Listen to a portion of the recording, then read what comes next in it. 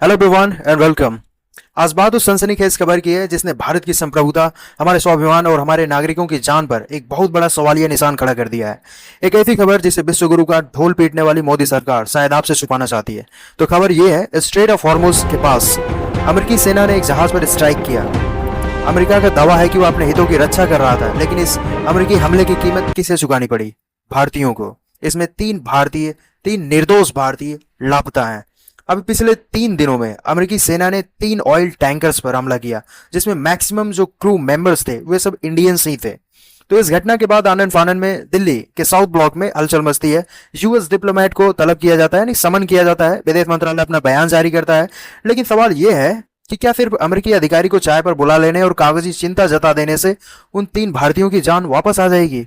अभी हम लोग देखते हैं ना, पिछले कुछ दिनों से जब से युद्ध हुआ, पाकिस्तान के साथ युद्ध हुआ, यहाँ पे वेस्ट एशिया में जब से टेंशन बढ़ी हुई है, और अमेरिका ईरान का युद्ध हुआ, अब इसराइल और लेबनान का युद्ध हुआ, हम लोग देखते हैं कि भारत सरकार अपना कोई स्टैंड नहीं लेती है।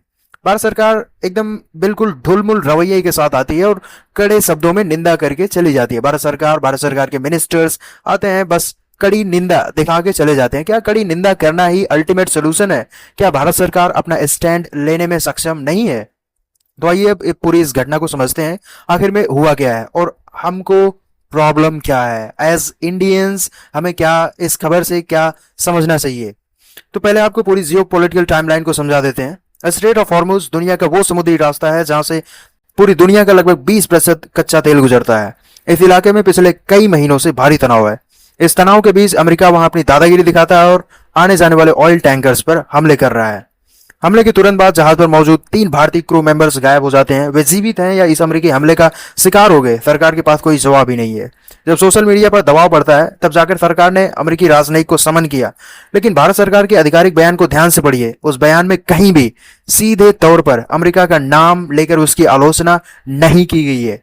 केवल क्षेत्र में जारी संघर्ष और जिम्मेदार ठहराकर पल्ला झाड़ लिया जाता है। क्या भारत सरकार इतनी कमजोर हो चुकी है? क्या इंडिया की विदेश नीति, फॉरेन पॉलिसी इतनी कमजोर हो गई है कि हम सीधे अमेरिका का नाम मेंशन नहीं कर सकते हैं? अब यहाँ पे इनके ट्वीट्स में देख सकते हैं, इनके जो ऑफिशियल स्टेटमेंट्स आए हैं उनमें देख सकते हैं, यहाँ पे कहीं भी अमेरिका का नाम ही मेंशन्ड नहीं है।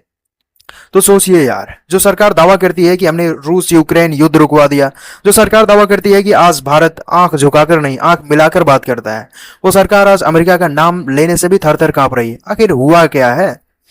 यह पहली बार नहीं है। मोदी सरकार की विदेश नीति के बड़े बड़े दावों की पोल खुल चुकी है। याद कीजिए, जब कतर में हमारे नौसेना के पूर्व अधिकारियों को मौत की सजा सुना दी गई थी, तब भी भारत सरकार कई महीनों तक बैकफुट पर थी। इन्होंने अपना कोई स्टैंड ही नहीं लिया। विदेश मंत्रालय तो बिल्कुल पूरी तरह से गायब हो गया था कि अपने फॉरेन मिनिस्टर हैं कहाँ पे, ये भी नहीं पता था। और आज जब अमेरिकी हमले में हमारे 3 भारतीय नागरिक गायब हो गए, जो सरकार का 56 इंच का सीना दिखाता है कि ये बस दिखाने के लिए ही है और बाकी इसका एक्चुअल में कोई काम यूज है ही नहीं।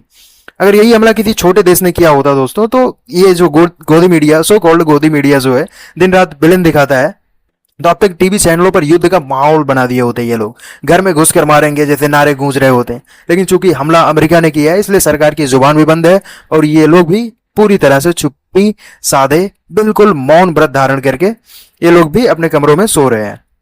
तो अब बात करते हैं कि मोदी सरकार की इस नीति पर किस प्रकार के सवाल खड़े किए जा सकते हैं, किस प्रकार के सवाल बनते हैं। आखिर में मोदी एडमिनिस्ट्रेशन फेल कैसे हो रहा है?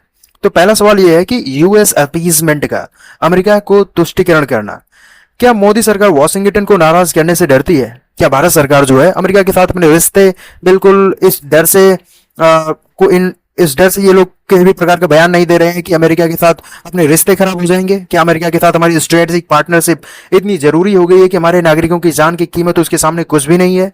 और दूसरा सवाल यह है कि सिक्योरिटी फेलियर का। जब सरकार को पता था कि हॉर्मुज के इलाके में युद्ध जैसे हालात हैं, तो वहां से गुजरने वाले भारतीय नागरिकों की सुरक्षा के लिए पहले से कोई एडवाइजरी या ठोस कदम क्यों नहीं उठाए गए?